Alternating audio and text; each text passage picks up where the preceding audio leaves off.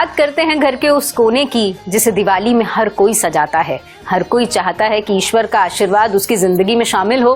तो आखिर मंदिर में ऐसा हम क्या करें कि वास्तु के हिसाब से ये दिवाली हमारे लिए हो जाए खास।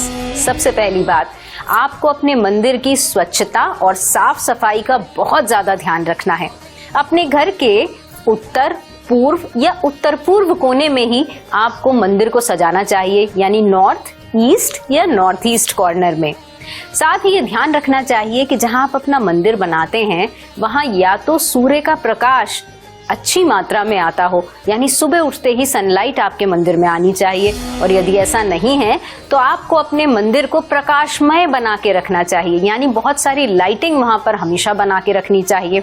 लेकिन रात में जैसे आप अपने बेडरूम की लाइट बंद करते हैं, ठीक इसी प्रकार आपको देवी देवताओं के पास की रोशनी को भी बंद करना चाहिए। अगली खास चीज जिसका हम मंदिर में ध्यान रखते हैं वो ये कि कभी भी भारी चीजें या फिजूल की चीजें हमारे मंदिर में ना हो। मंदिर में से हमेशा सकारात्मक खुशबू आती हो, जैसे अगरबत्ती, कपूर या सुगंधित सामान की खुशबू आपके मंदिर में से हमेशा आती रहनी चाहिए, क्योंकि देवी देवताओं का पॉजिटिव एनर्जीज का हाविष्य होती है खुशबू, यानी भोजन होती है खुशबू। और जिस भी घर से कपूर की खुशबू सदैव आती रहती है, कहते हैं वहां देवी का वास होता है। आपके घर के मंदिर में जहां भी देवी की प्रतिमा रखी है उसके ठीक बैक साइड में टॉयलेट नहीं होना चाहिए, इस बात का खास ध्यान रखिएगा। इस दीपावली पर हमारा मकसद सिर्फ घर को सजाना नहीं है, बल्कि जिंदगी को खुशहाल बनाना भी है। तो आइए जानते हैं उन चीजों के बारे में जो आपने सभी के घर के बाहर देखी तो होंगी, लेकिन उसमें भी छुपे हो सकते हैं कुछ विशेष उपाय। तो क्या है वो चीजें? आपने अक्सर लोगों के घर के मुख्य द्वार की चौखट पर तोरण बंधा हुआ देखा होगा, लेकिन क्या आप जानते हैं कि कौन सा तोरण किस दिशा में लगाना चाहिए? इसका भी विशेष विधान है। यानी यदि आपके घर का मुख्य द्वार पूर्व दिशा में है, यानी कि ईस्ट दिशा में है, तो आपको हरे रंग का तोरण लगाना चाहिए या उन फूल पत्तियों का प्रयोग करके तोरण बनाना चाहिए जिसमें हरे रंग की अधिकता हो। ऐसा करने से आपके जीवन में सुख शांति में वृद्धि होती है। यदि आपका मुख्य द्वार उत्तर दिशा में है, यानी कि नॉर्थ दिशा में है, जिसे हम धन आगमन की दिशा भी कहते हैं, तो फिर आपको नीले रंग का या आसमानी रंग के फूलों का तोरण लगाना चाहिए। यदि आपका मुख्य द्वार दक्षिण दिशा में है, यानी साउथ दिशा में है, जिसे पितरों की दिशा कहा जाता है, संग्रह की दिशा कहा जाता है, अग्नि की दिशा कहा जाता है, वहां पर आपको लाल या नारंगी रंग के फूलों का तोरण लगाना चाहिए। ऐसा करने से यदि आपके रिश्तों में मन मुटाव चल रहा है तो वो दूर होता है और आपसी प्रेम दिनों दिन बढ़ता है। आजकल बाजार में आपको मेटल्स के बने हुए तोरण मिलते हैं जिसमें पीतल या तांबे का प्रयोग किया जाता है। यही लगाने से आपके जीवन में उन्नति होगी। लेकिन यदि उत्तर पूर्व या दक्षिण दिशा में है तो फिर लकड़ी से बना हुआ तोरण आपको लगाना चाहिए। हालांकि पौराणिक तौर पर लोग आम या अशोक के पत्तों का या ताजा फूलों का बंदरवाल लगाया करते थे। इन्हें आप घर की किसी भी दिशा में लगा सकते हैं।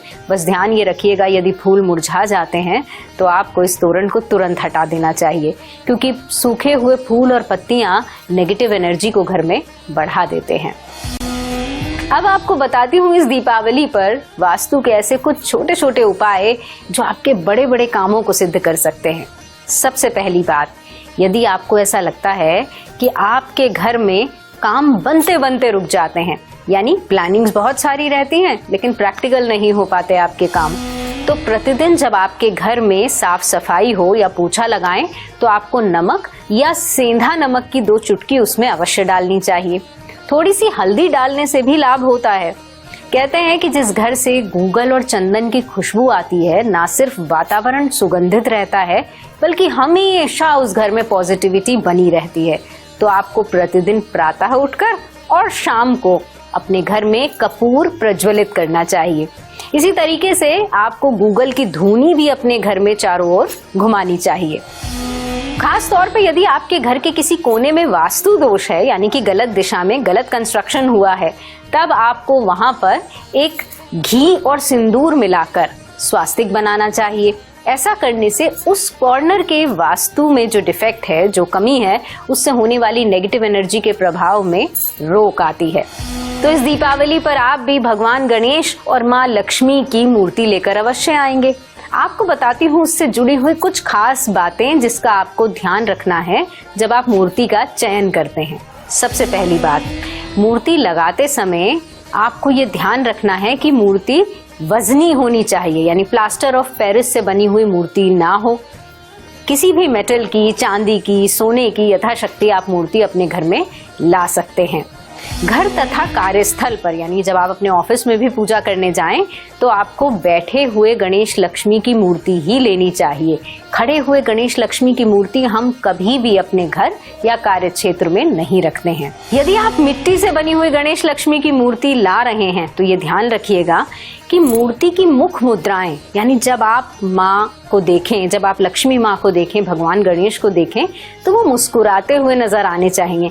आपको उस मूर्ति के साथ एक कनेक्ट महसूस होना चाहिए। ऐसी ही मूर्ति आपको अपने घर में लानी चाहिए। अक्सर लोग गलत दिशा में भगवान गणेश और माँ लक्ष्मी को स्थापित करते हैं, तो आपको बताना चाहूंगी क्योंकि माँ लक्ष्मी माँ स्वरूपा हैं, इसीलिए पहले आपको माँ लक्ष्मी की मूर्ति रखनी चाहिए और फिर भगवान गणेश की मूर्ति रखनी चाहिए। अगली खास चीज, जब भी आप दीपावली पर पूजन के लिए गणेश और लक्ष्मी की तस्वीर लेकर आते हैं या प्रतिमा लेकर आते हैं तो पिछले साल जिसका पूजन आपने किया है उसे विसर्जित करना बिल्कुल ना भूलें। ऐसा ना हो कि आपके घर के मंदिर में बहुत सारे गणेश लक्ष्मी दिनों दिन इकट्ठे होते जाएं। आप अपने घर में सिर्फ 2 गणेश लक्ष्मी के जोड़े ही रख सकते हैं, यानी एक धातु से बना हुआ और एक मिट्टी से बना हुआ। तो ये थी वो छोटी छोटी बातें जिन्हें अपनाकर, जिनका प्रयोग कर आप भी इस दीपावली के त्योहार को खास बना सकते हैं। मुझे दीजिएगा इजाजत, फिर होगी आपसे मुलाकात इसी त्योहारों की बेला में इन्हीं छोटे छोटे उपायों के साथ।